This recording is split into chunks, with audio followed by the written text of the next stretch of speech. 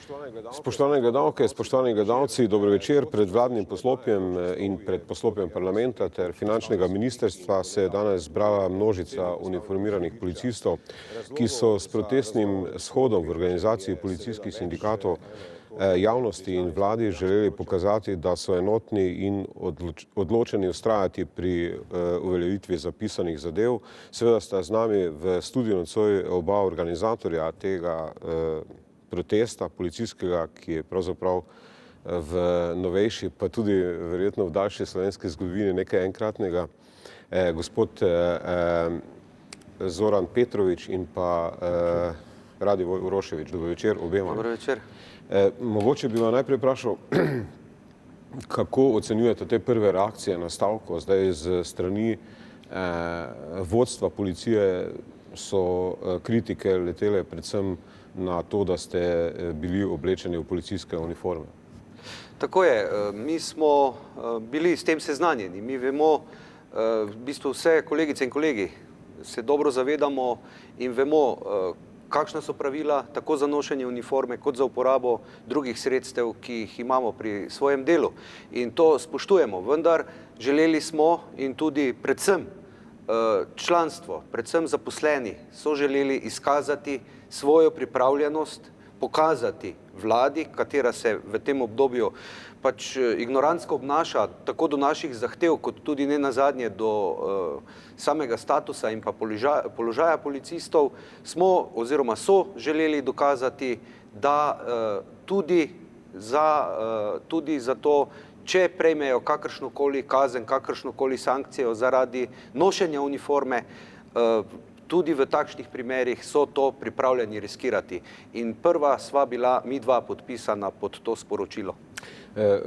Vaju je tudi sama kot organizatorja protesta pravzaprav presenetila ta množica ljudi, ali sta pričakovala, da bo prišlo toliko ljudi? Zdaj po vaših ocenah jih je bilo 3000,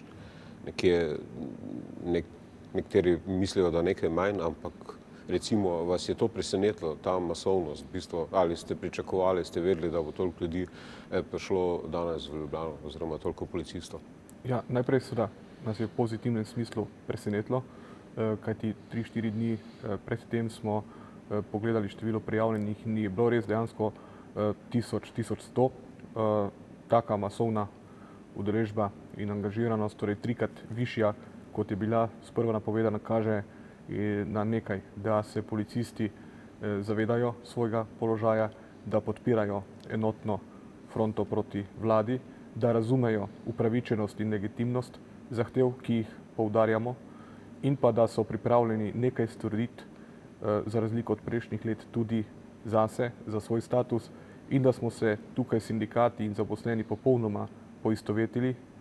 In danes zjutraj smo s kolegom Uroševičem oblekla najlepši obleki in s ponosom sem jo ponovno oblekel in šel pred vlado skupaj s kolegi, člani sindikatov, nečlani sindikatov in potem seveda tudi kolegi, ki so že upokojeni. Vsi so prišli solidarno podpreti naše zahteve in tako vzdušje, ki je za naju zanesljivo ena visoka stopnja odgovornosti in pa predvsem na drugi strani jasen signal vladi, da tukaj ne gre za dva sindikata, nekaj sindikalistov, ampak da gre dejansko za širšo množico ljudi, ne samo zaposlenih v policiji, ampak tudi javnost, ki v kompletu razume upravičenost, utemeljenost zahtev, predvsem pa spoštovanje dogovorjenega. In mislimo, da je danes bil vladi posredovan zelo močan signal, da ve zdaj, koga ima na drugi strani, da tukaj ni vprašanje dveh sindikatov, ki po navedbah premierja zavajata zaposlene. Kot rečeno, zaposleni zelo dobro poznajo zahteve in cilje in jih podpirajo. Zdaj, vam je bilo v kakem trenutku strah v bistvu bi rekel, te mase policistov, ne? Vi, gospod Uroševič, ste dejali pred finančnim ministrstvom, pokazati moramo svojo odločnost, da naslednjič pridemo po denar, ne? To je bilo kar v bistvu zelo močno sporočilo, bi rekel. No, sej sporočilo, jaz upam, da so ga razumeli tisti, kateri smo nagovorili. Niste mislili dobesedno? Dobesedno seveda ne, vendar dejansko če ste spremljal dogajanje v zadnjem mesecu oziroma vsaj v zadnjih 14 dneh, v zadnjem tednu, največ težav se je pokazalo prav pri relaciji finančno ministrstvo vlada, vlada ministrstvo za notranje zadeve in ta čarobni trikotnik v bistvu, ki je na nek način ustavil po moji oceni dosti dobro začeta pogajanja, vendar prav zaradi tega razloga smo tudi se odločili danes, da obiščemo tudi to inštitucijo. Kljub temu, da je bila pripravljenost stavkajočih oziroma udeležencev protesta, da bi obiskali še kakšno inštitucijo, kajti ne samo mi, tudi naši zaposleni, policistke, policisti vedo, da je več takšnih inštitucij, ki pomenijo oviro ne samo pri urejanju našega statusa in pa položaja, ampak verjetno tudi pri kakršnih koli drugih težavah, ki so trenutno v naši državi. Zdaj, verjetno kot sindikalista ste seznanjeni, zdaj nismo nekako navajeni, vsaj v bližnji soseščini, ali pa vsaj v mojem času, kar spremljam, pač nismo navajeni, da bi policisti stavkali. To je nekaj novega za Slovenijo. Mislim, ne vem, ali se je to zgodilo že v novejši slovenski zgodovini. Stavkanje, da. Stavkanje, da, mogoče protestiranje v takšnem obsegu in pa v takšnem številu. Moram povedati, da mislim, da je pred tam meseca septembra je 8.000 policistov na Nizozemskem v Hagu pripravilo podoben protest, kot smo ga mi danes, in dejansko že naslednji dan so se zadeve začele urejati. Mislim, da je šlo za stavko oziroma napoved stavke zaradi povišanja plač nekje za 4%. Da so recimo v Franciji tam v mesecu aprilu napovedovali stavko, vendar še preden so jo napovedali policisti, je njihov predsednik vlade se takoj usedel s predstavniki tako policije kot policistov oziroma sindikatov in so zadeve uredili veliko prej, preden so zaznali, da potrebujejo policijo za varnost Francije.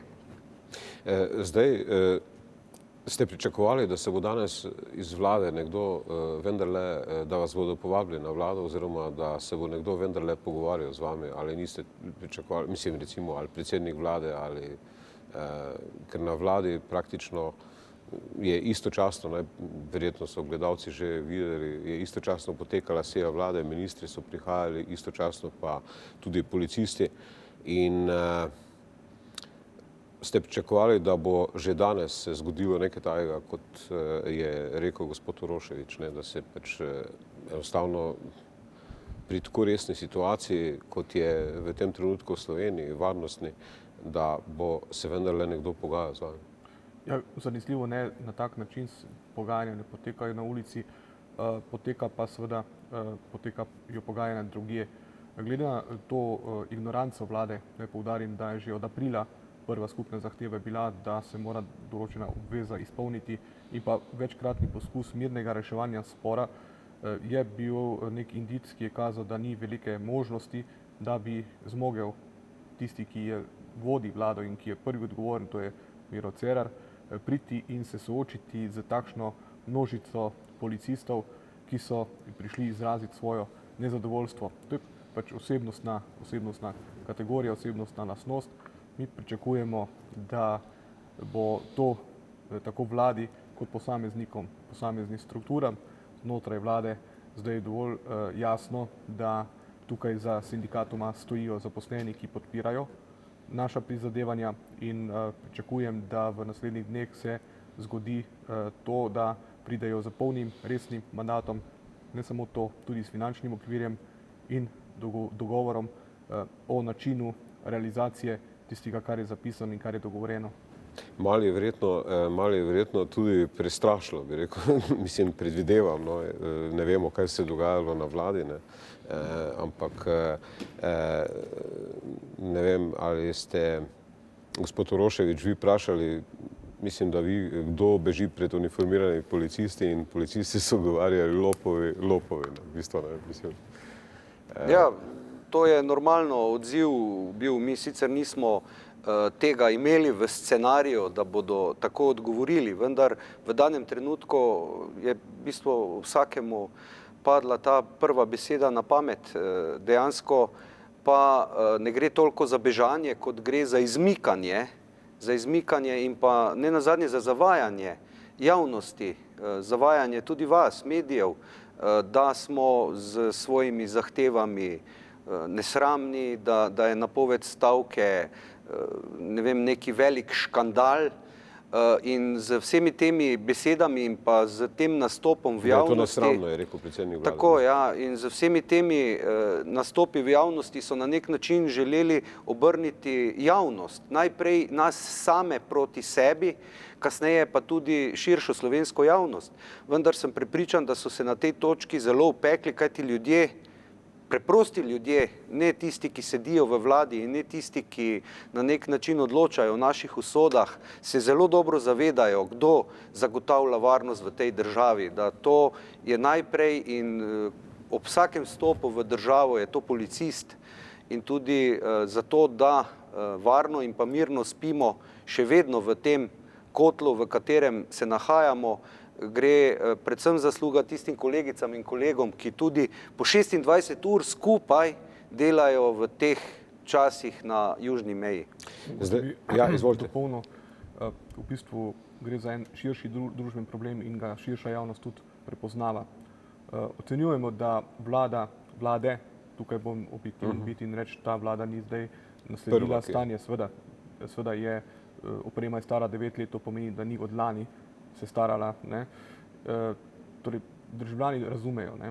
In če objektivno pogledamo, ne, država kot taka od osamosvojitve dalje ni dala možnosti razvoja vsakemu posamezniku, veliko je brezposelnih, ogromno socialnih razlik, vendar pa, če vlada z takšnim proračunom ni možna in zmožna ali pa sposobna zagotavljati dveh stvari, to je varnost in zdravje, potem je to prelomna točka, na kateri tudi ljudje pravijo, ne, tega se pač več ne gremo. Če ne druga, če ne mora vlada zagotoviti nekega spodobnega življenja popolnoma vsem državljanom te države, jaz mislim, da je tista osnovna naloga, torej varnost in zdravje v tej državi in to, torej ne samo zaposleni, ampak širša javnost razume in zato ocenjujemo, da je takšna visoka podpora stavki v policiji. Kajti ne nazadnje, borimo se za varnejšo državo in kot sem danes prebral, v bistvu izpolnjujemo koalicijsko pogodbo in vse skupaj se vrti okrog 3 segmentov, plač, opreme in kadrov. In točno to je bilo zapisano. Ta vlada se tega ne drži in imamo pač stanje kronične amnezije. Zdaj, seveda to bomo šli na te 3 točke, bomo šli, ampak zdaj, če še ostanemo malo na teh reakcijah, kako ocenjujete reakcijo Evropske unije? Mislim, da ste dobili nek odziv strani Evropske unije, da pač ne more posegati v to, da je pa zelo nezadovoljno z dogajanjem. Kaj to pomeni? Jaz sem v bistvu povedal, da je nezadovoljstvo izraženo bilo strani tujih kolegov, predvsem tudi policistov in pa tudi na podlagi teh praks, ki jih imajo v teh drugih državah, Nizozemska, Francija, pa ne nazadnje Srbija, kjer so prav tako od 1. decembra naprej v pogajanjih policisti neposredno s predsednikom vlade in to ne zaradi plač, ampak mislim, da zaradi dnevnic ali nekaj podobnega. O tem so nas seznanili, ko so nam izrazili podporo. Evropska komisija nas je pa v bistvu na podlagi sporočila oziroma našega pisma Junckerju smo prejeli danes zjutraj odgovor od Evropske komisije, da dejansko gre za zadevo, ki jo mora Slovenija rešiti sama. In v samem pismu tudi navajajo, kaj in koliko so Evropska komisija kot takšna bili pripravljeni in so še pripravljeni prispevati zaradi te migrantske krize. Vsekakor pa te razmere, status policistov, plačevanje policistov, oprema in pa kadri so pa v pristojnosti izključno slovenske vlade. Zdaj,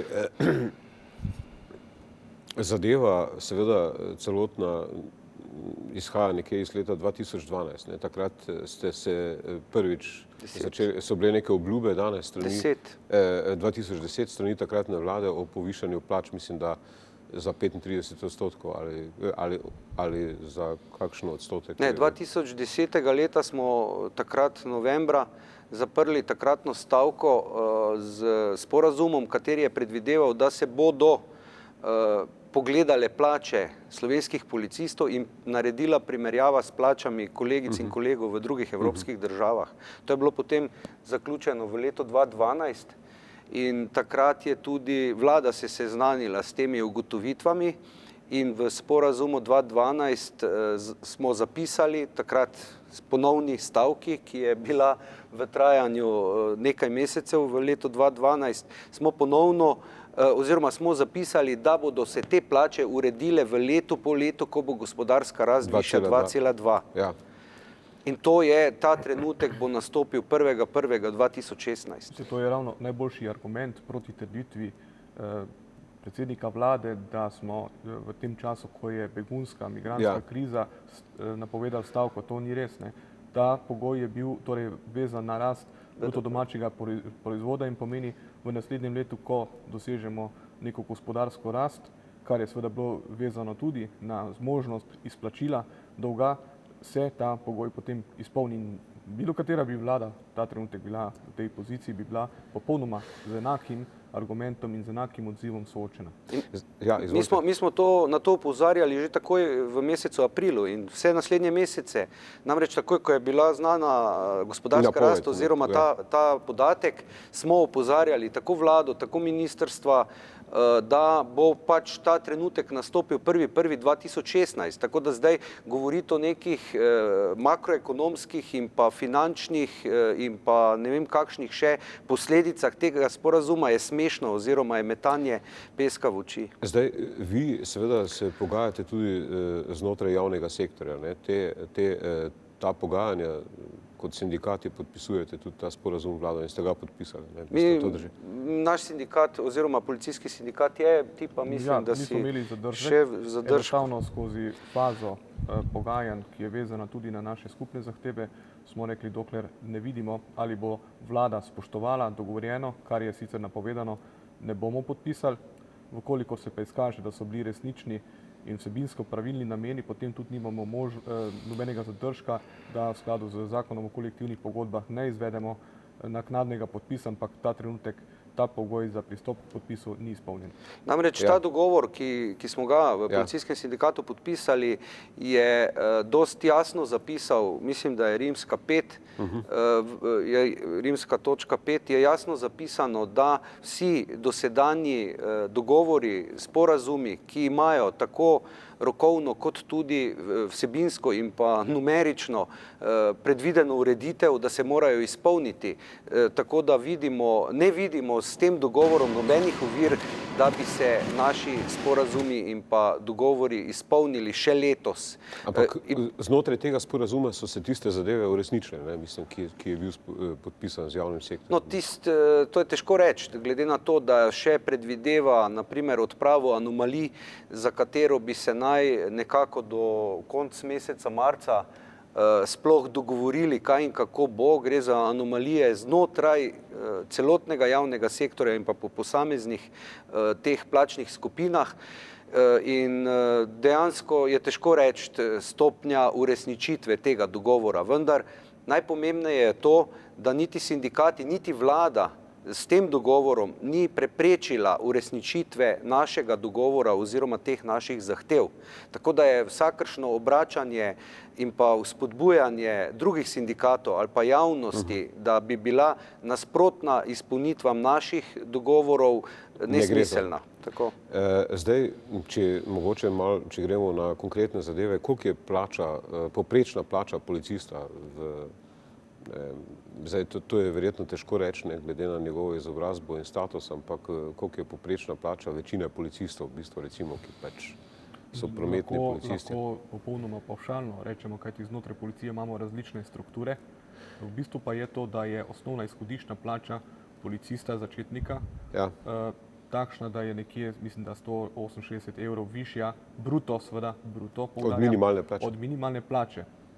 To se pravi nekje 800... Ja, dobrih 800, mislim, da 890 evrov. Je plača začetnika policista? Bruto. Zdaj, neto izplačila seveda kaže, imamo podatke v izplačilnih list, policist 3, naprimer, to je najnižji rang policista, vendar pa ta policist ima 6 let delovne dobe in izkušenj. Tak policist dobi, zdaj pa neto podatek uporabo 598 evrov neto. To je brez dodatkov.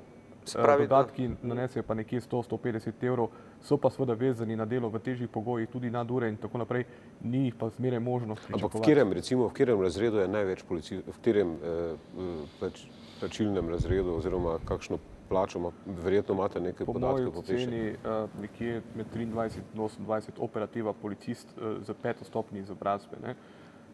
Je pa tukaj precej kompleksen problem in vprašanje, in ko smo se prej pogovarjali o anomalijah, da bo bolj jasno ljudem, pomeni, če apliciram na gospodarstvo, pomeni, da nek delavec napreduje v vodjo proizvodnje in se mu plača zmanjša za 200 evrov. To je anomalija, to je norost. To je norost, ki jo tudi pri nas imamo v našem sistemu in tudi to je en izmed predmet uskladiti, to je potrebno usklajevati ali pa bolje rečeno rešiti.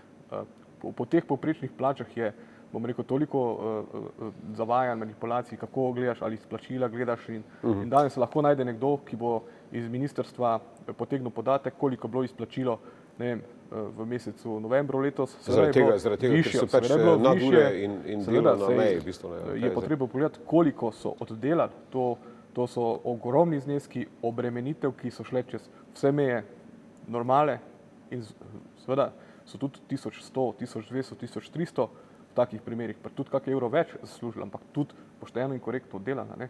Težko je zdaj, mi štartamo seveda na neko povprečje, je pa potrebno pogledati občutljivo to kategorijo začetnikov, ki v nekaj letih niso napredovali, vsa napredovanja so bila zamrznjena in indikator tega, da je to narobe, da je poklic kot tak elementarno podplačan, seveda je 900, torej 990, 980 manj zaposlenih, oziroma vse skupaj od leta 2010 imamo točno izračunan podatek 1090 manj zaposlenih in pa v letošnjem letu od 1.1. do 5.12. 175 manj zaposlenih v policiji. Danes je bil en podatek, ne vem, če sem si prav zapomnil, mislim, da sta eno od dva, da ga je omenil, da je v bistvu v Sloveniji v tem trenutku manj policistov, kot jih je bilo takrat leta 90. Točno tako, če odštejete vse kolegice in kolegi, ki delajo na tako imenovani oziroma na šengenski meji, na južni meji, se pravi, to je tisti kader, ki ga je Slovenija morala zagotoviti, tako angažirati in zagotoviti zavarovanje te zunanje evropske meje v letu 2008, 2007. 2006, ja. Se pravi, če te odštejemo, ostane v bistvu nekje okoli 5000 policistov, to je pa številka nižja, kot je bila leta 90. Zelo manj, ne? 2500 jih je včasih delalo na Schengenu. Tako da to je problem in v notranjosti poznate te projekte tako in ukinitev določenih enot in tudi zmanjšanje številčno teh enot in nenazadnje pojavnost in odzivnost policistov v bolj odročnih krajih, kjer je včasih bila policijska ali vsaj oddelek. Tako, ja. Se pri tem pozna. Jaz bi tam mogoče pri plačah še to povedal, velikokrat pride do zavajanj zaradi izplačil. Zaradi samih izplačil na račune je velikokrat lahko to zamegljeno ali zaradi tega, ker se nekdo vozi iz Benedikta na Dragonjo, za kar ne dobi niti povračila dejanskih stroškov, ki jih porabi za to, da se vozi, kje šele čas in vse ostalo, ta izplačila dvigne. Ampak ko pa pogledate, recimo 50 najbolje najvišjih izplačil, mislim, da je v mesecu avgustu, v 21. plačnem razredu, kjer po osnovi je policist, je med najvišjimi izplačili prvi policist na 41. mestu in še samo enega najdemo med 50 največ izplačanih zneskov za 21. plačni razred. Mogoče treba še pojasniti to.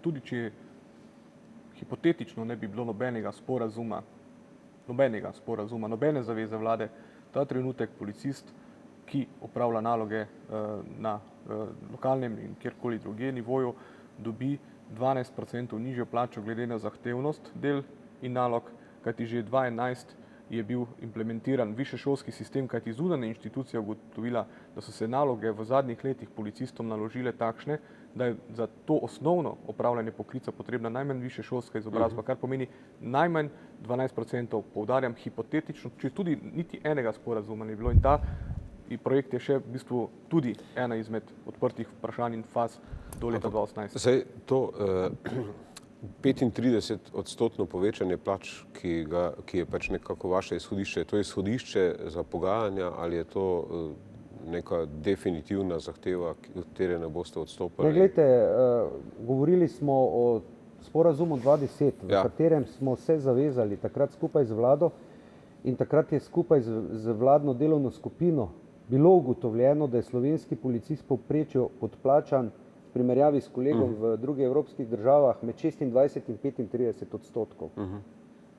To se pravi, to je v primerjavi z plačami policistov v sosednjih državah, v Avstriji, recimo v vseh evropskih državah, pač v tistih, da so slovenski policisti toliko manj plačani. Tako je, glede na povprečno plačo v državi, glede na bruto, se pravi BDP v državi, ne gre za nominalne zneske. Mi nismo, upam, da se razumemo, da tok pa tudi nismo še švoh pri matematiki. To včasih tudi napačno gledalci razumejo, da zdaj mi smo pa hoteli nemške pa avstrijske plače. To je bilo tudi take države, ki so standardno nižje, ampak ta primerjava glede povpreček in kje je v družbi umeščen. Razumem.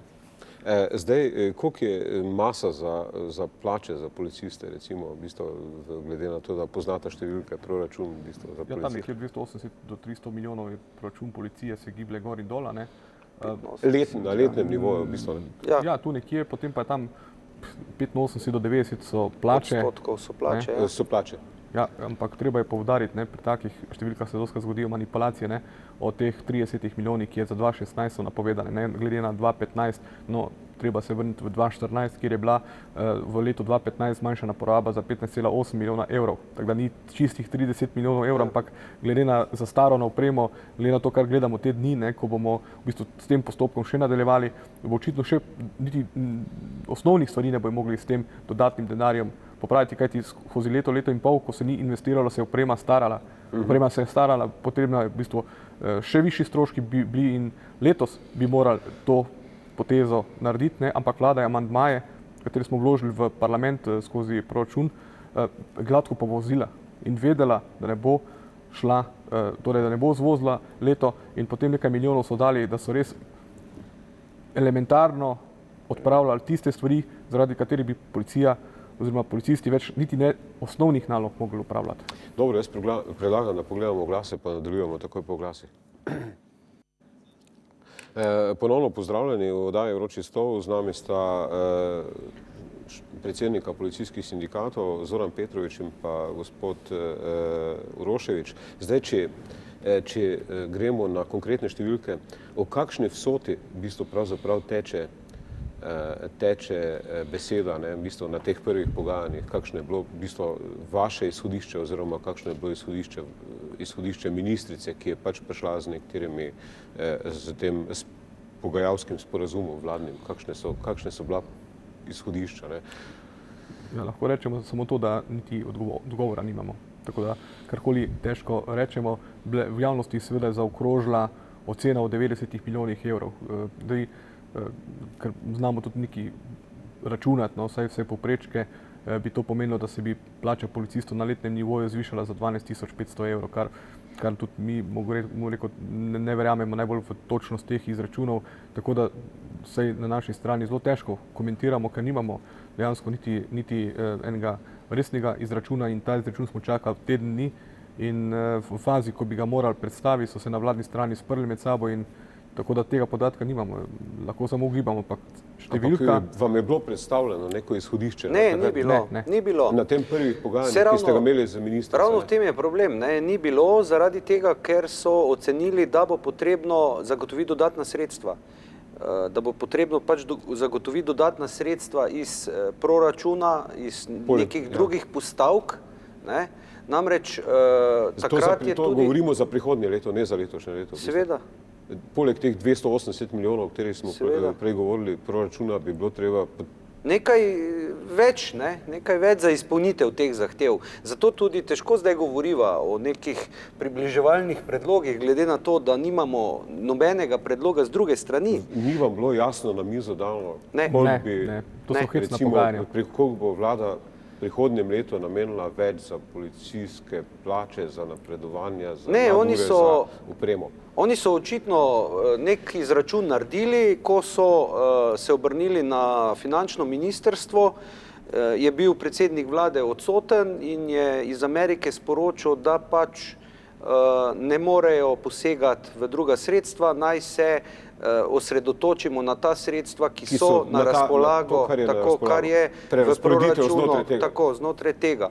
Prav to je tudi povzročilo našo akcijo o izločevanju nevarne opreme, odslužene opreme, tudi tiste opreme, ki v bistvu je neuporabna in samo hiter izračun, da vedeti, da samo, da se vozila nadomestijo, je potrebno najmanj 20 milijonov, da bi lahko normalno policija funkcionirala v prihodnjem letu.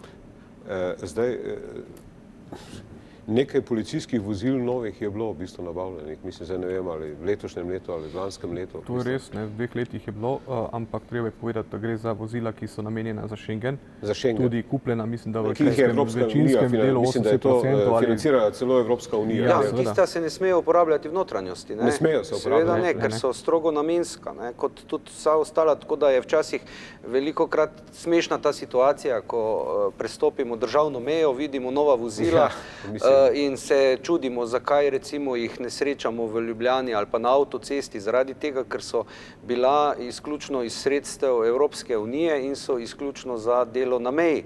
V notranjosti je bilo nekaj vozil, vendar glede na velikost Slovenije, glede na število policijskih postaj, v bistvu se potem dobesedno lahko gremo ali žrebanje ali pa nadomeščanje res tistih, ki so v okvari in enostavno več ne moremo jih uporabljati. Se tu sprašuje doskrat, zakaj jih pa ne uporabite, ta šengenska vozila. To si je privoščila Madžarska, ki je plačala takšne penale, nekaj 10 milijonov evrov, plus vsa sredstva so morali vrniti, ker kader in opremo, ki je namenjena Schengenu in Schengen financira, se ne sme nikamor premikati. Se jih ne sme premikati. In se strogo kontrolirajo te stvari. Evropati kontrolirajo in pregledujejo, če se to spoštuje, in to so take kazni, da dejansko...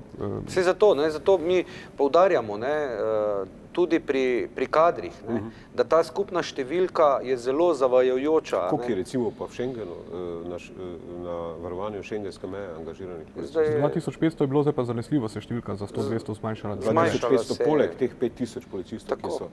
2500 jih je angažiranih samo za varovanje. V policiji je zaposlenih nekaj čez 8000, točne številke, ne vem, se pravi vseh skupaj z strokovno-tehničnimi delavci, tisti, ki zagotavljajo logistično podporo, brez katerih bi pa verjetno policija se ustavila, tudi če bi imela vsa nova sredstva, in potem, ko se vse te številke dejansko zmanjšajo, minus strokovno-tehnični, minus Schengen, pridemo na to številko, ki nas pelje tam v 70 ali pa še kakšna zgodnejša leta. Kaj pa uniformirane policije? Koliko je pa potem uniformirane policije? Se pravi 6,5 nekje tu nekje. 6,5.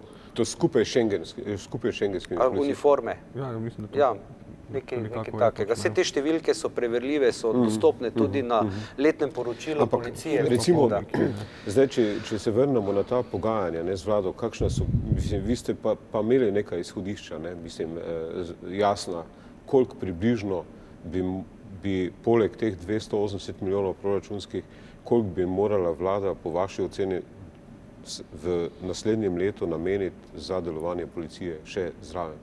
No, sigurno veliko manj, kot je namenila za krpanje bančnih lukenj, pa še kakšnih drugih spodrsljajev, neodmevnih, ampak zelo bolečih. Vsekakor, kot je že kolega povedal, mi se s temi izračuni v bistvu nismo ubadali do te mere, da bi lahko rekli, takšno vrečo zahtevamo. Mi v bistvu želimo zagotoviti status policistom, zagotoviti njihovo ustrezno opremljenost, varnost in pa tudi zagotoviti ustrezno število dodatnih zaposlitev. In zdaj eno je z drugim povezano, ampak še enkrat, če se vrnemo k ugotovitvi, kakšne so plače policistov v Sloveniji in pa za dano obljubo vlade 2010 oziroma 2012 in potem tudi 2013, da bo te plače uredila primerljivo zdaj v letu 2016, je med 26 in 35 odstotkov. 26 in 35 odstotkov je manj v bistvu v primerjavi. Pri plači posameznega policista. Je pa res zdaj, kot je povedal že kolega uvodoma, to se pravi, ta podatek je napačen, da vi zahtevate 35% povečanje plač. Namenjen seveda nečemu. Glejte, še enkrat, med 26 in 35 odstotkov je bila ugotovljena podplačanost policista. V tem obdobju so se zgodile še dodatna znižanja od varčevalnih ukrepov 2012, 2013, od ZUJF-a, ki je morda celo znižal našo primerljivost z drugimi evropskimi državami. Vemo, da je Grčija v času največje krize povišala plače policistom, zato ker se je zavedala, da jih bo nujno potrebovala, da je medtem Irska dvignila plače, da je Nizozemska za 4% obljubila dvig plač. Tako da se bojimo, če bi se zgodila na današnji dan takšna podobna analiza, da bi pokazala še višje procente. Zdaj, a mislite, da vam bo, mislim, na nek način, vsaj v javnosti, se zdi, da vam gre ta situacija na roko, na nek način policiji, zaradi varnosti oziroma dejstva, da so pač države pripravljene v tem trenutku, vsaj evropske države, enostavno zelo veliko sredstev nameniti za varnost. Vam gre ta situacija na roko ali mislite, da bo to pravzaprav tista točka, če vi s pogajanji do zdaj niste uspeli, da bo to tista točka, na kateri se bo pač enostavno prelomila zadeva? Vlada bi morala, vlada govorim generično, torej se vlade tudi prej, imeti razčiščene prioritete, kaj želi v državi. Glejte, lahko čisto odkrito povem, da ta situacija pripomore k temu, da vlada bolj razume, bi morala razumeti, kaj pomeni investiranje v varnost. In če sem natančen pri enem detajlu iz februarja letos, ko smo naredili spisek, ki smo ga dobili seveda iz policije, kaj policija ta trenutek nujno potrebuje. Že februarja smo zahtevali med drugim, ampak to je res detajl, vodni top za razstreljevanje sumljivih bombnih naprav. Torej, pol leta pa leto dni pred neko globalno krizo, ki je nastopila, smo že takrat to zahtevali, da se omogoči sredstva, seveda poleg vsega ostalega, opreme, vozil in tako naprej, tudi za tako stvar in tu kaže na popolno neresnost vlade, neko neplansko, stihijsko delovanje, torej ko bo, če bo, bomo dali, dokler pa ne potrebujemo, pa ne bomo investirali. In prej, ko ste vprašali, ne vemo, koliko so točni izračuni oziroma imamo neko okvirno cenitev, pa če sem nekoliko populističen, zanesljivo toliko oziroma nekoliko manj, kot je stala ta ograja, ki bo čez čas namenjena sama sebi, kdo bo pa varoval mejo. Ograja, zanesljivo ne. In kader ljudje in zasluga policistov nesporna, kakorkoli obračamo je, da je Slovenija preživela prvi in drugi naval beguncev in da ni bilo pripuščeno to nekemu nekontroliranemu toku, kajti ljudje na tej trasi bi bili zanesljivo ogroženi in policisti so oddelali, tako kot je kolega povedal, tudi po 26 ur, z izjemno kratkimi počitki, pripravljeni so bili to narediti. Zato je tudi mogoče en izmed elementov, zakaj je bilo danes toliko policistov pred vlado in zakaj takšna reakcija. Ja, zdaj nekateri mislijo, nekatere ocene so, da je bilo mogoče, da je šlo malo čez rob v tisti točki, kot smo rekli, zmerjanje predsednika vlade z cmerarjem oziroma z lopovom, če tako rečemo, oziroma vlade, oziroma oblasti.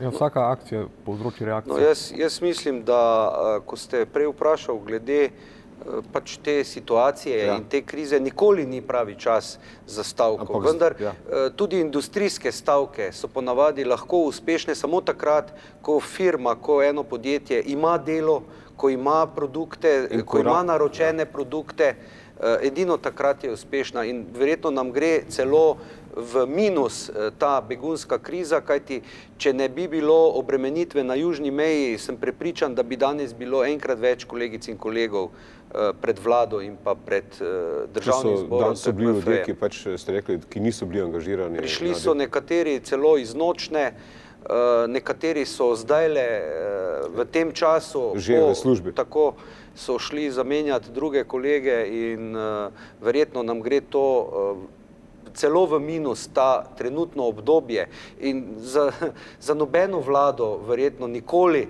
ne bo pravi čas, vedno se najdejo neke krize, bili smo v preteklosti soočeni s finančno krizo, pa gospodarsko krizo, nikoli ni pravi čas. Vendar mi še vedno vztrajamo, imamo jasno zapisano, kdaj bodo izpolnjene naše zahteve oziroma kdaj bodo izpolnjene vladne obljube.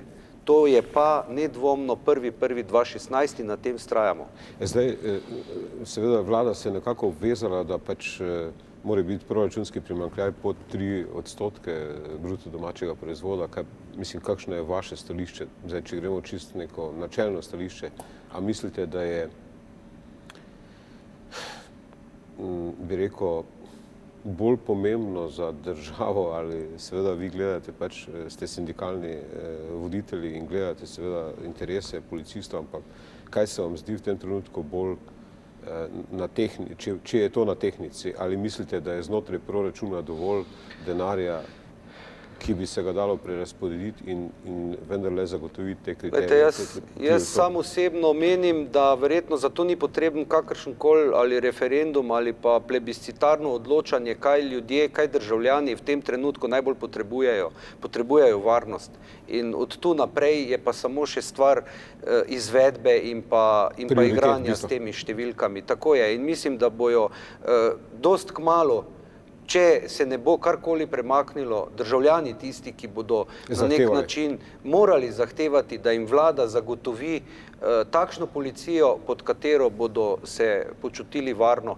In če ta policija ne bo ustrezno opremljena, če ne bo ustrezno plačana, tudi mi, ki smo v tem času v policiji zaposleni, ne bomo teh garancij več morali obljubljati, kajti lahko se nam zelo hitro zgodi kakšen gospodarski boom, če ne pri nas, pa v kakšni sosednji državi in bomo zgubili še tistih nekaj kolegic in kolegov, ki že zdajle razmišljajo, da bi si kakšno službo našli manj stresno, manj naporno, manj nevarno, pa veliko bolje plačano. Zdaj, malo je, seveda, če pustimo malo številke, malo je vseeno je poleg te dimenzije begunske krize in varnostnih problemov v Evropi je vendarle nekako veljalo, da policija brani oblast, v bistvu katerakoli je že to. Zdaj smo prišli do neke situacije, ko je danes recimo gospod Zmago Jelinčič, ki je pač zunaj parlamentarna stranka, vas je podprl, podpira vas pa tudi opozicija, vsaj SDS, mislim, da je javno podprl policiste in zahteve policistov. Zdaj, to je nekako, bi rekel, paradoksalna situacija.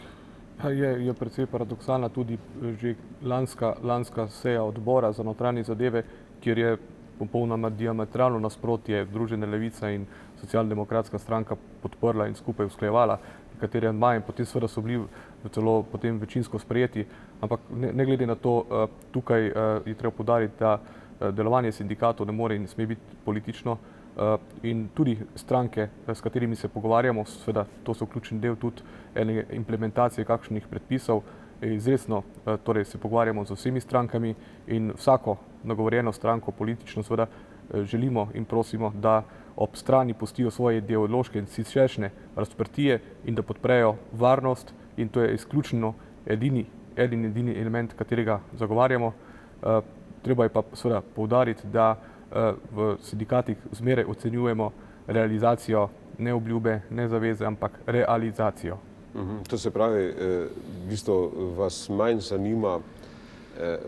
zanima, bi rekel, politična usmerjenost tistih, ki vas podpirajo, ali mislite, da je pač glede, da je, omenili ste Združeno levico, da je levica manj naklonjena tem varnostnim vprašanjem oziroma proračunu? Ne, to ni. To ne bi upal trditi. Zanesljivo seveda imajo vsakokratna opozicija podpira, seveda ta slika je potem obrnjena, ko je v vladi. Ko mora zagotavljati to varnost.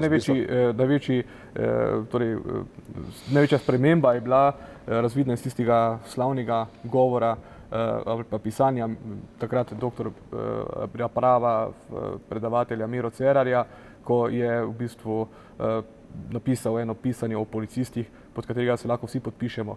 In ni treba iti tako dolgo nazaj, kot sem omenil, koalicijska pogodba je zapisana tako, da se lahko danes vsi pod njo podpišemo. Ampak hecno je, zato ker enostavno vlada pri nas zelo hitro pozabi, se izgovarja, najde tisoč in en izgovor, zakaj nekaj ne bi naredila, namesto da resno in konstruktivno pristopi k reševanju odprtih vprašanj in zavez in jih zapira, ne pa da ustvarja nove. Zdaj, zanimivo je to, da Francija, recimo, ko je po teh očitno je seveda ta prvi val begunski, ki ga je pravzaprav prevzela policija skoraj da v celoti, ker takrat še vojska je šele prihajala na mejo. V bistvu, to je bil nek šok za vlado, tako kot je recimo v Franciji, kot so bili ti napadi v Franciji, šok za francosko vlado, ampak zdaj Francija pravi, da ne bo spoštovala teh kriterijev, da pač mora biti proračunski primanjkljaj pod 3%. Mislite, da se zna ravno zaradi teh zadev zgoditi tudi pri nas, da bo vlada morala odstopiti prihodnje leto od te proračunske oziroma od teh zavez, ki so jih pač... To mislim, da je potrebno vprašanje postaviti vlade. Mi še do zdaj niti enostavnih odgovorov na naše zahteve nismo dobili. Kaj šele na takšen, bi rekel, geostrateško kompleksen problem.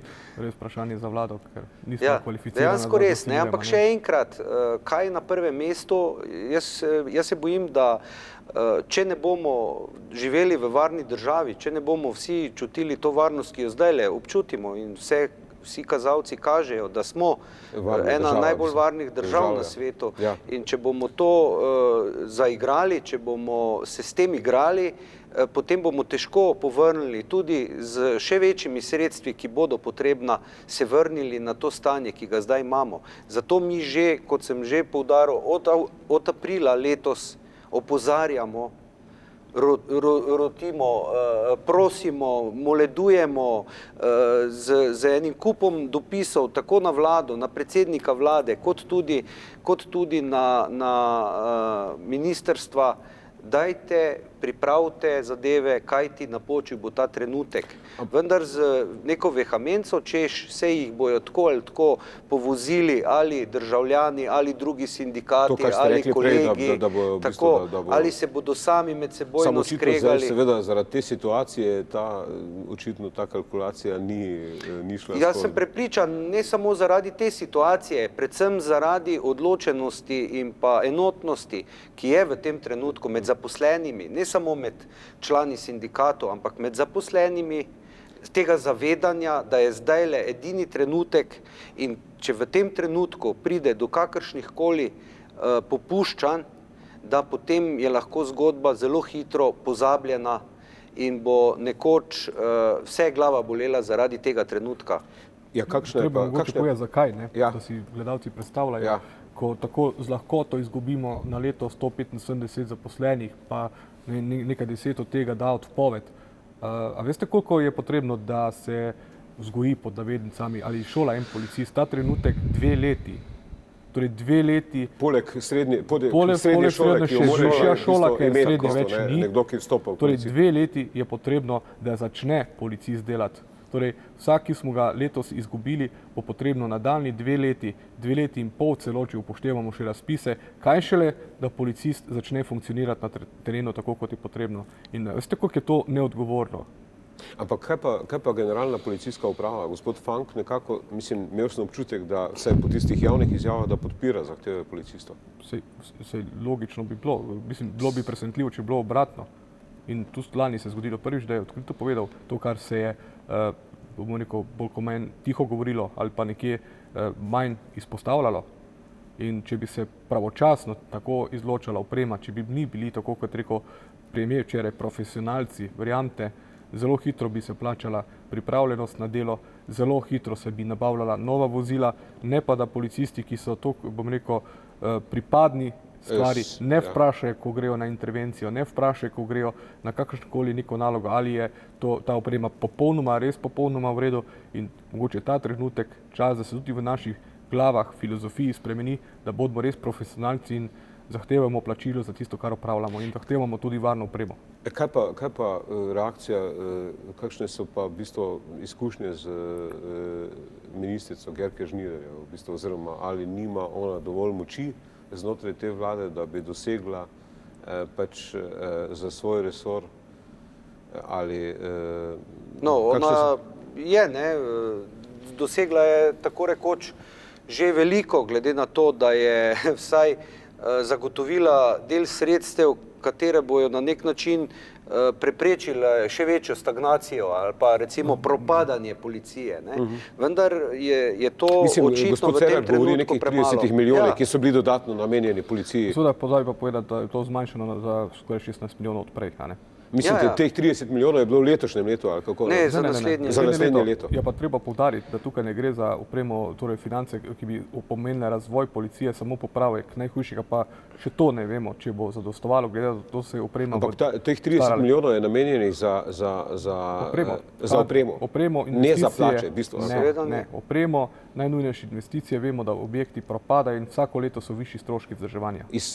To je iz proračuna namenjenih teh 30 milijonov dodatno za to opremo. V bistvu 14 več, glede na to, da je bilo prej zmanjšanje 16, ali nekaj takega. 15, zdaj več, tako da zdaj skupaj je več 30 več, kot je bilo v letošnjem letu.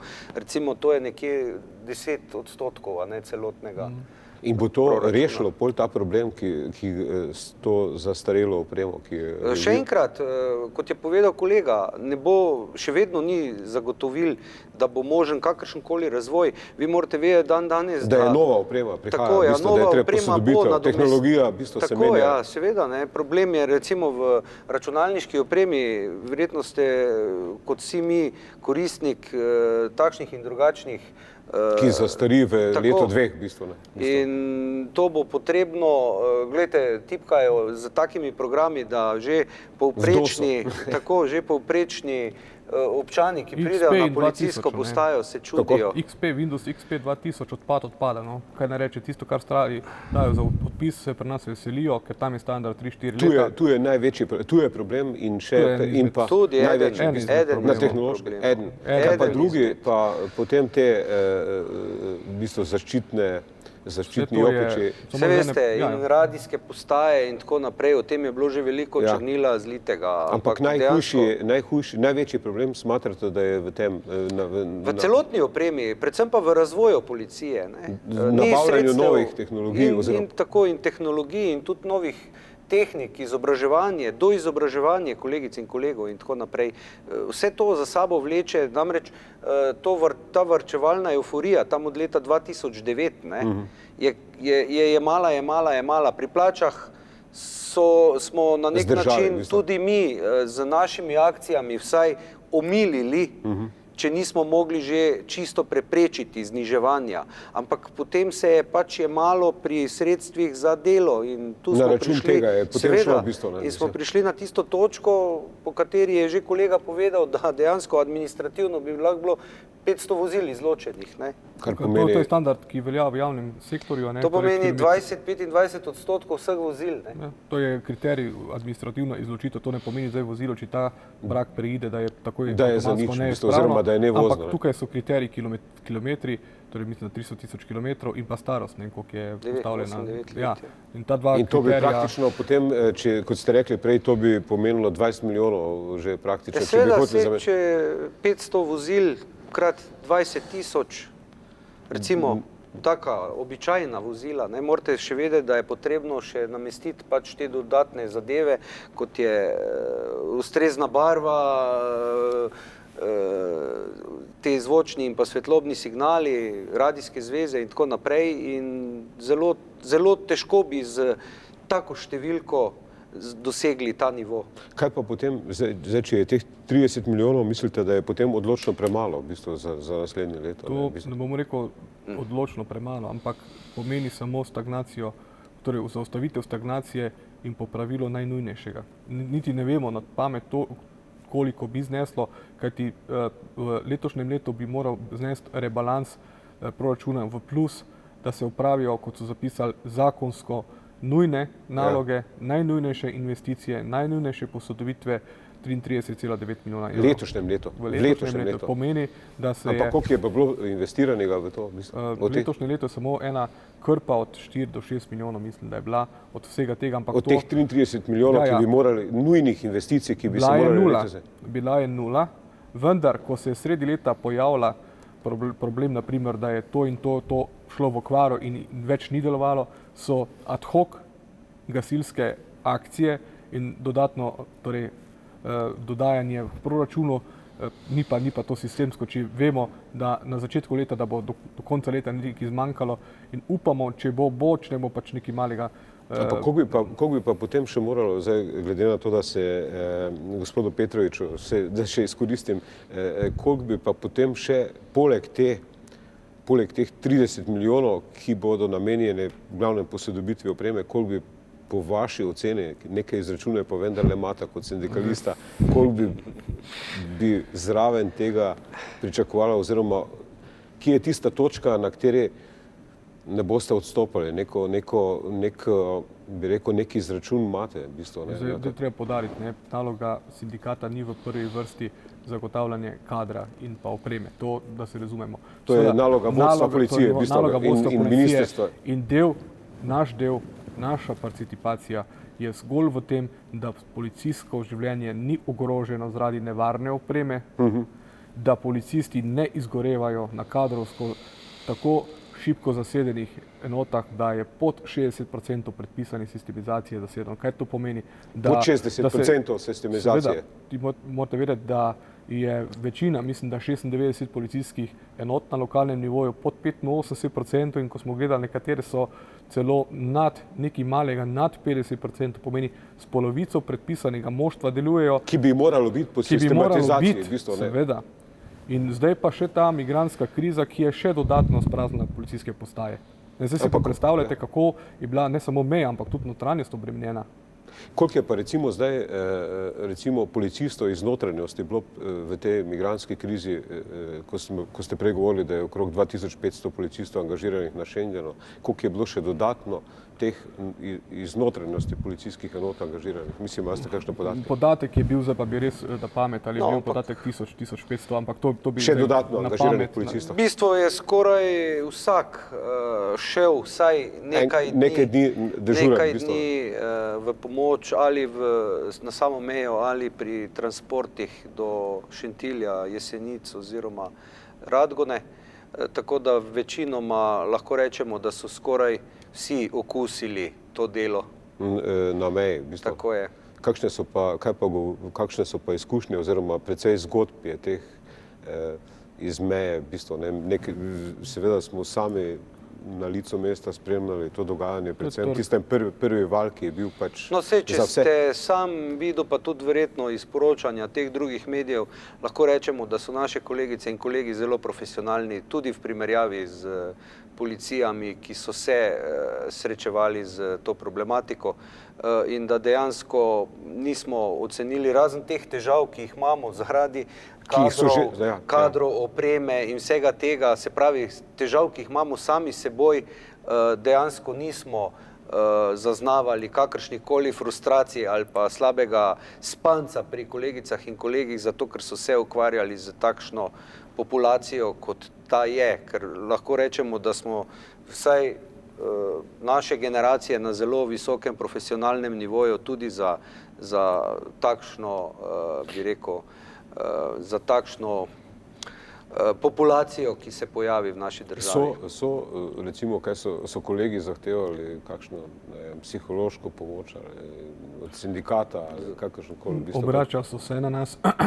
Verjetno je to bil šok, v bistvu, tudi za policiste. Je trg dveh kultur popolnoma različnih, kakorkoli smo del te družbe, je trg popolnoma dveh različnih kultur. Po eni strani seveda so bili takšni, kot pravijo kolegi, da bi jih najraje nagnali čez Sotlo nazaj, odkoder so prišli.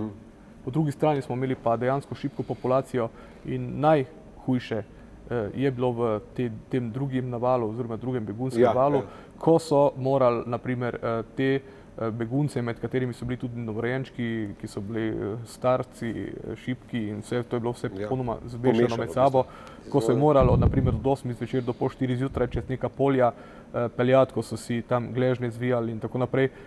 Slišal sem se takrat tudi s kolegi, dejansko bo to pustilo neke posledice na njih samih. To je bilo dretje otrok, to je bilo dejansko nek eksodus in zanesljivo je se nekaj kolegov tudi iz tega naslova na nas obračalo, so se pa seveda obračali zaradi namestitvenih pogojev. V prvem delu drugega begunskega vala je bilo na nekaj lokacijah tudi spremenjena nastanitev, to je bilo po 16 ljudi v eni sobi brez pravega počitka. 6+1 policistov je v enem dnevu doživelo izčrpanje in so v bistvu z diagnozo bili poslani v bolniški stalež in to je naprimer ena izmed novih nesramnih zahtev, kjer zahtevamo, da se v takem primeru, ko policist izgori, ne samo zaradi migrantov, ampak tudi včasih obremenitve Evropi in neke res obsežne zadeve, da ko zgori na delu, da ima 100% bolniško. Jaz mislim, da je to korektno in pošteno, ker zdaj on bo sicer oddelal, dobil res neko večjo plačo v tednu dni, ampak če bo on kronično izgorel, pomeni, da bo dobil 20% v naslednjih dneh manjšo osnovo in pomeni, da bo v minusu. Zato, ker je delal ne želijo, ne priznavajo, kljub temu verjetno si ne želijo iti na bolniško. Upajo. Celo podatki kaže, da padajo iz leta v leto v bolniški stalež, zato ker se enostavno tako nizko plačo, nizko osnovo ne morejo privoščiti. Ne morejo preživeti. To je 20, tudi 30% nižja plača. To je potem plača gola. Koliko je pa, mislim, zdaj pravite, da težko neko oceno dajete, ampak recimo, gospod Petrovič, koliko je, bi rekel, a se vam zdi, da so policisti socialno ogroženi v bistvu? Marsikjeri.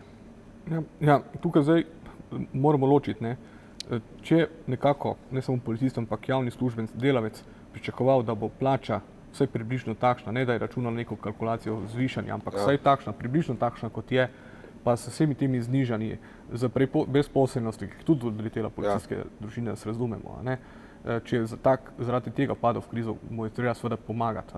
Ta del revščine je kar nekaj. Imamo tudi, bom rekel, najslabše plačane strokovno-tehnične delavce, ki so krepko pod policijskimi. Še nižji plačilne liste, ki jih gledamo in pa upravičenja, torej za elementarno preživetje, res vam povem dobesedno hrano, da po 100, 200, 300 evrov daje sindikat, da preživijo. Pol je situacija resno kritična.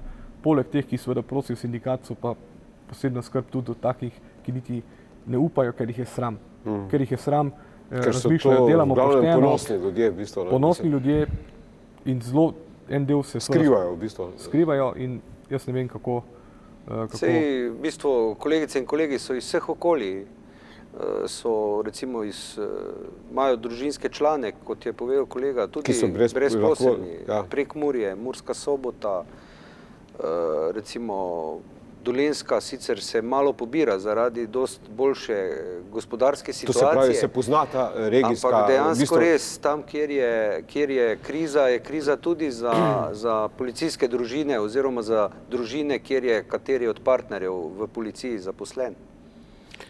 Je pa to, po regijah se pozna, v bistvu recimo Ljubljanska regija ali pa ne vem. To predvsem zaradi partnerjev, kaj ti morate vedeti, tisti, ki so ostali brez službe, ki so brez ene plače ostali. Policisti imajo enako plačo v Ljubljani, pa na Ptuju, v Murski Soboti, na Jesenicah, ne glede, kje dela, ima enako plačo, če je pač uvrščen v določen plačni razred oziroma na primerljivem delovnem mestu.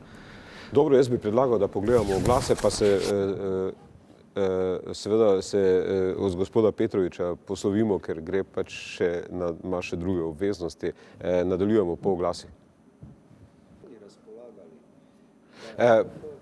Ponovno pozdravljeni v oddaji Vroči stol. Zdaj z nami je gospod Uroševič. Seveda, če nadaljujemo, ne, zdaj mal je ta situacija tudi splet nekih okoliščin. Gospoda Cerarja ni bilo v državi, ne, v bistvu, ne.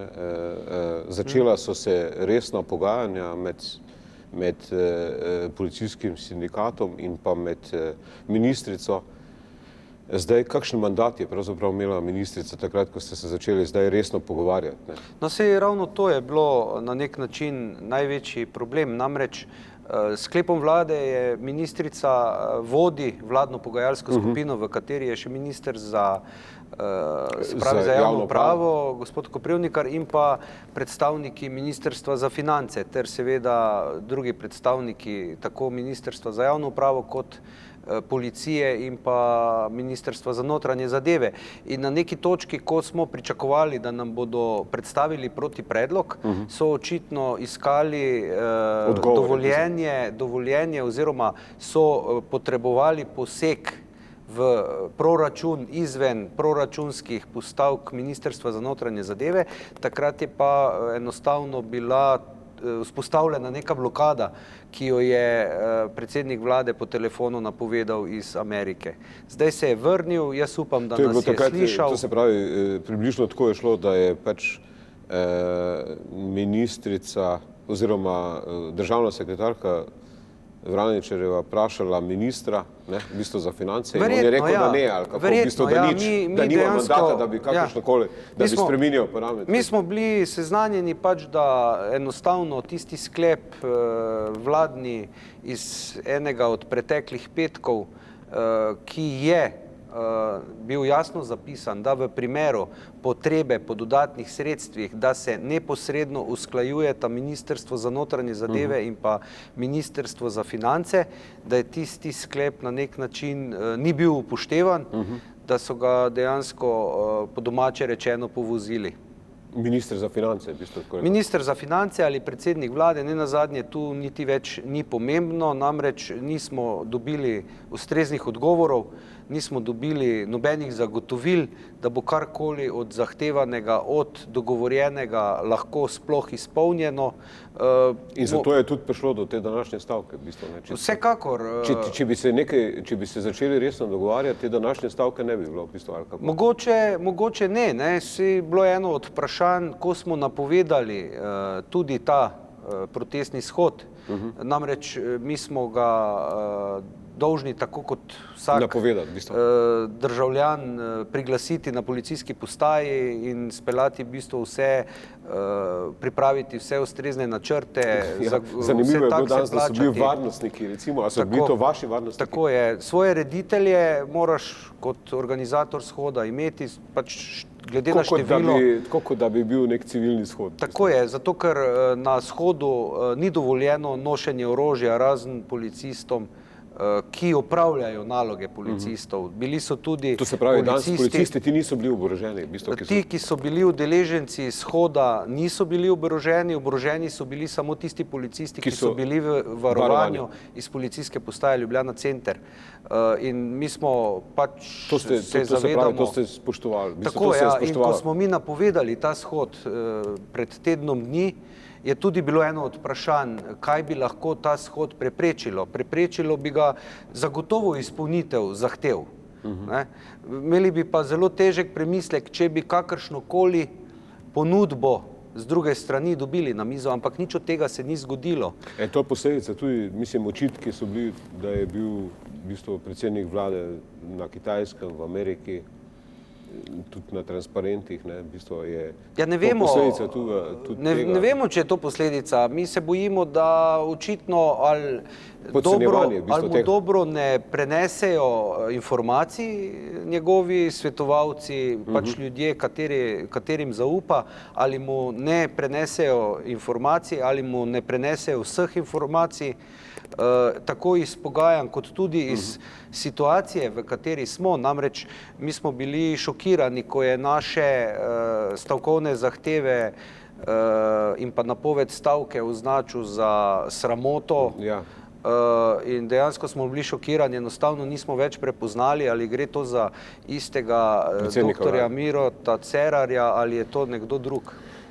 Zdaj, seveda pred nedeljo, pred tem koalicijskim, sicer danes je koalicija se sestala zjutraj, govorili so o varnostnih situacijah na vladi, sicer je zelo malo informacij z današnje vlade, ker pač tiskovne konference ni bilo, nekih izjav po seji vlade pa tudi ne, ampak nedeljo zjutraj je napovedan ta koalicijski vrh, pred nedeljo se verjetno ne bo nič zgodilo. Verjetno ne. Naša stavka poteka po načrtu naprej. Kaj to pomeni v bistvu po načrtu naprej? Stavka se v enotah. Policisti opravljajo vse tiste naloge, ki jih morajo v skladu z zakonom o organiziranosti in delu policije. To pa pomeni, da skrbijo za varnost ljudi in njihovega premoženja, da opravljajo te naloge, ki so vezane na mejo. Se pravi, da ne nazadnje nismo napovedali stavke državljanom, mi smo napovedali stavko vladi, kar pomeni, da bomo pa o morebitnih nadaljnih posameznih stavkovnih ukrepih ali o kakšnem dodatnem zaostrovanju tudi mi odločali sicer v ponedeljek zjutraj. Ponedeljek zjutraj? Tako je. Ja ne, ni vezano na to, enostavno je vezano zaradi tega, ker imamo tudi druge obveznosti do ponedeljka, namreč imamo tudi v sindikatih sklicane ustrezne organe, tako da bomo skupno, se pravi obe pogajalski skupini obeh sindikatov, se o morebitnem zaostrovanju ali pa dodatnih stavkovnih ukrepih se pogovarjali v ponedeljek. To se pravi, zdaj s kom pa pričakujete, da se boste od zdaj naprej pogajali z ministrico, ki je pač pooblaščena strani vlade za ta pogajanja in z gospodom Koprivnikarjem, ali mislite, da se boste od zdaj naprej neposredno z predsednikom vlade pogajali? Ne vemo in tudi ni to glavni problem. Mi želimo samo... Za vas ni problem to nivo, v bistvu, s katerim se boste pogajali? Mi s tem nimamo težav. Za nas je pomembno, da tisti, kateri sedi na drugi strani mize, oziroma da ima mandat, da vemo takoj na začetku, do kje in o čem se lahko pogajamo, sicer je to brezplodna debata, a ne? Zdaj, ljudje nekako, seveda do zdaj vsaj nismo občutili te stavke, mogoče, da je manj prisotna policija v promet, mislim, kontrola prometa, da ni toliko intenzivna, kot je bila.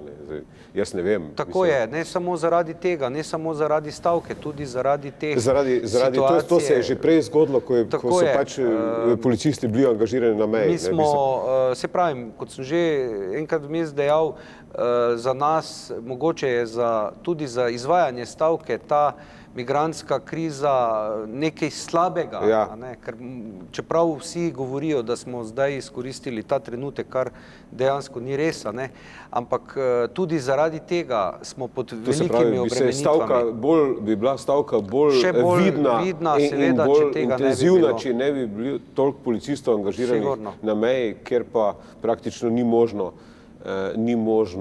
v bistvu izostati. Morate vedeti, da na meji se dejansko čuva državo, čuva se vse državljane in mi smo zavezani, mi smo za obljubo dali. To je za vas tista točka, preko katere pač niste pripravljeni?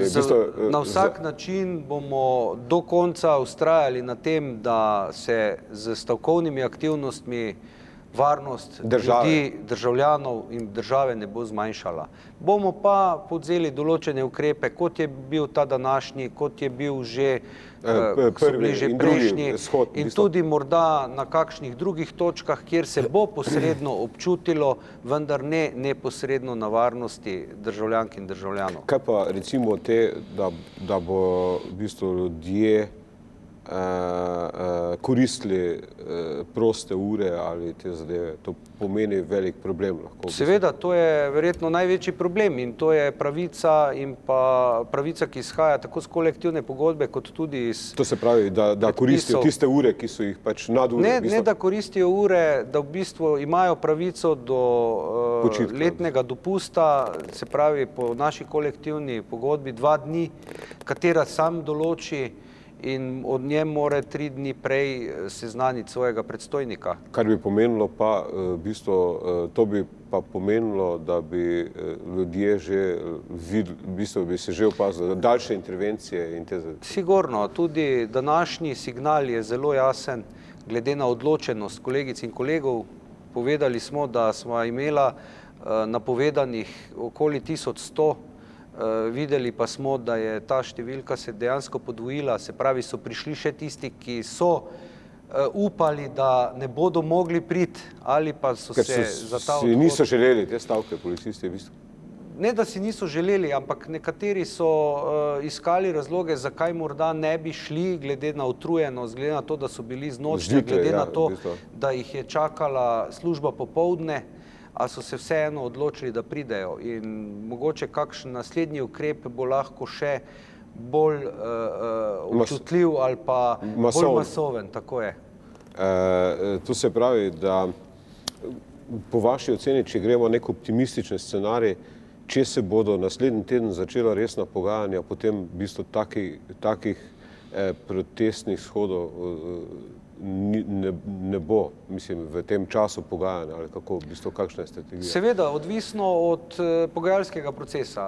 Težko je karkoli naprej napovedovati. Še enkrat, mi smo bili pripravljeni oziroma prepričani, da bomo dobili na mizo protipredlog v času odsotnosti predsednika vlade, pa se to ni zgodilo.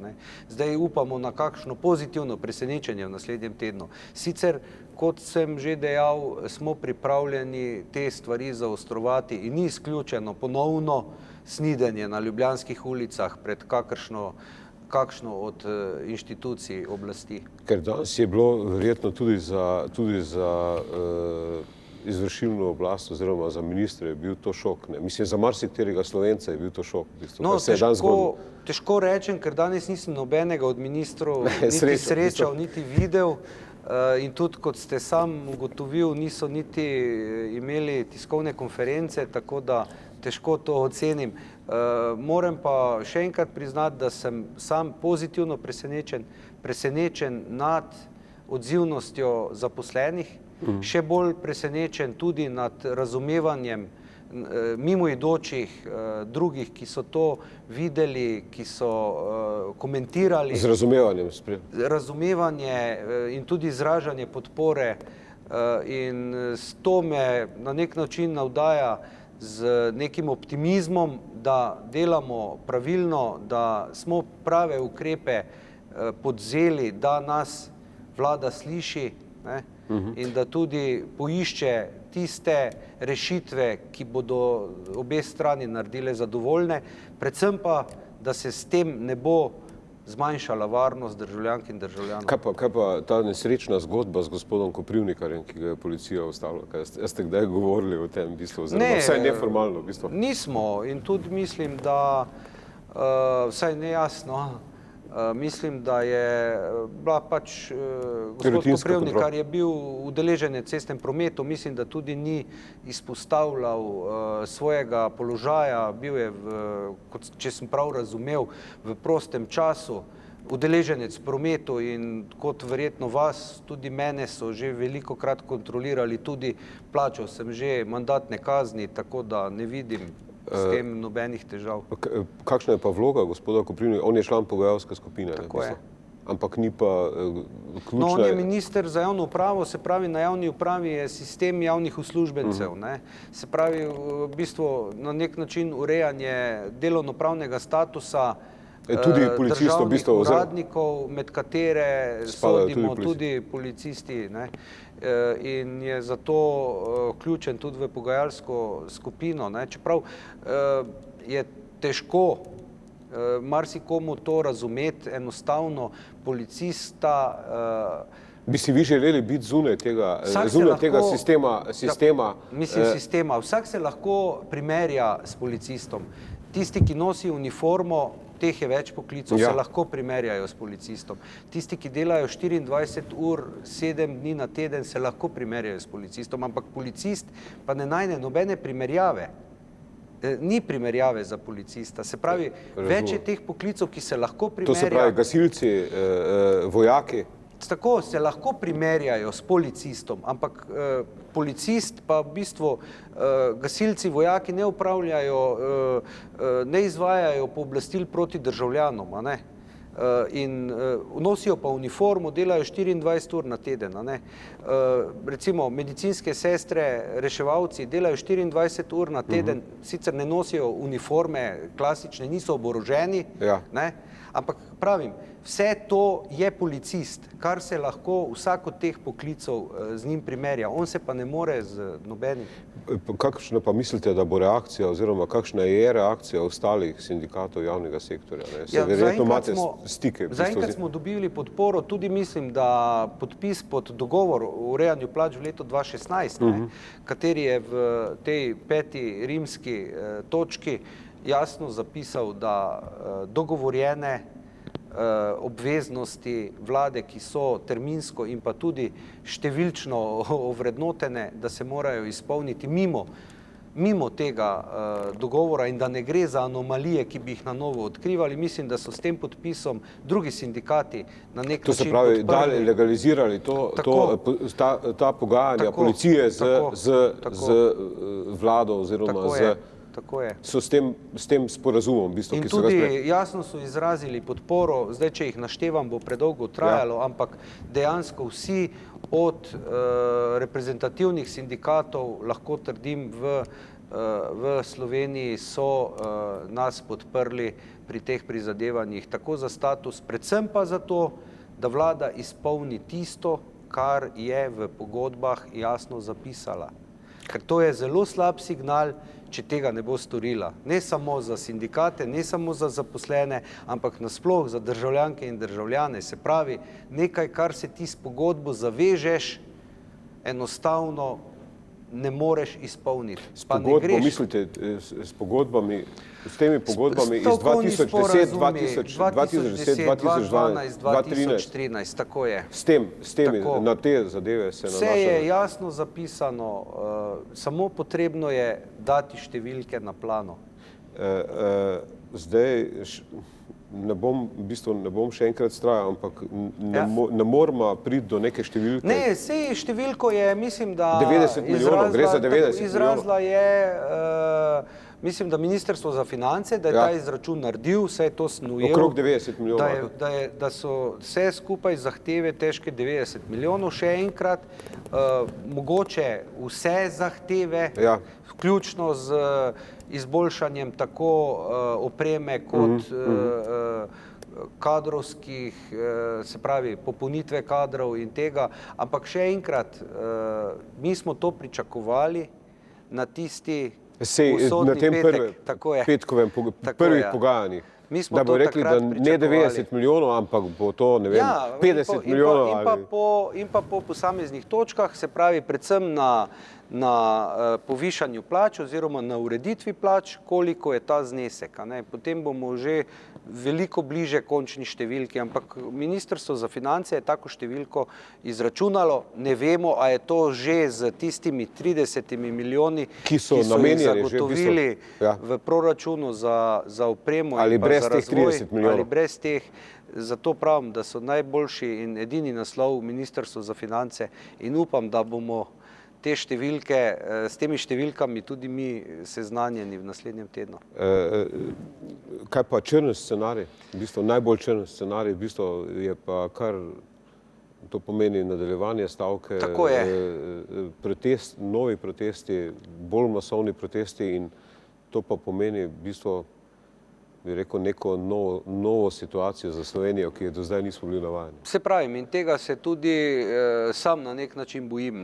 Bojim predvsem zaradi tega, ker če bomo vsi vzeli dan, dva za premislek ali pa za očiščevanje frustracij, do katerih v teh fazah prihajamo, potem to pomeni, da se lahko zgodi, da ne bo sploh policista videti na terenu. To pomeni, ne vem, ste vi rekli, ali gospod Petrovič, da ni problem, naj se ne bojijo, dokler policisti so pred vlado, da ko jih ne bo več, takrat bo problem.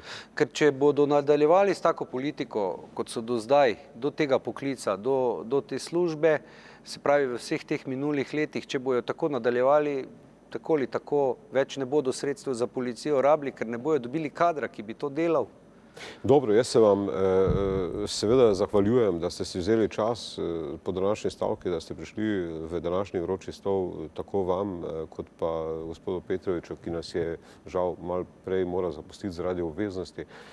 Seveda upam, da smo mogoče vsaj to dimenzijo